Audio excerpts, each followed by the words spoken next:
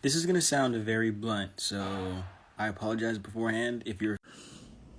Go back and listen to this young man's video, because there's something here I think that's being missed. People have to evolve, okay? And that's, I think, where the problem lies.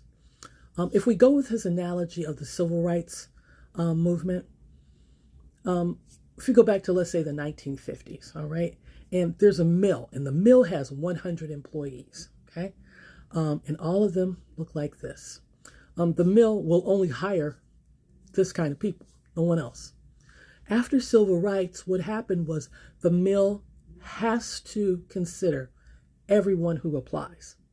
And over time, that 100 of these became 50. And the other people that came in and applied had a greater skill set, or they had an equal skill set and could do the job just as well as the original 100 of these. And sometimes they could do it far better. So what happened was the 50 that kind of look at it and say, you know what, they took my job. No, they didn't.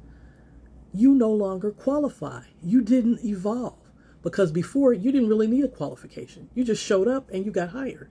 Now you need to qualify for that job. Okay?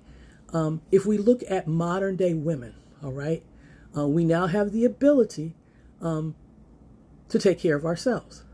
We have the ability to opt out of relationships, marriage, or whatever it is that we want to do.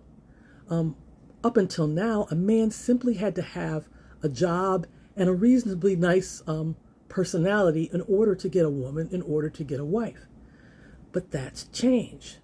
And women are saying, in order to get that job, in order to be a mate, you have to evolve. You have to be more than just show up and be relatively nice with a paycheck. I'm going to need you to grow emotionally and be emotionally available. I'm going to need some good communication skills. I'm going to need you to share in the housework or be emotionally intelligent. And a lot of men are saying, well, I didn't have to be that before. Yeah, but you do now. You have to evolve. And that's the point. If you fail to evolve, then you will not have a mate.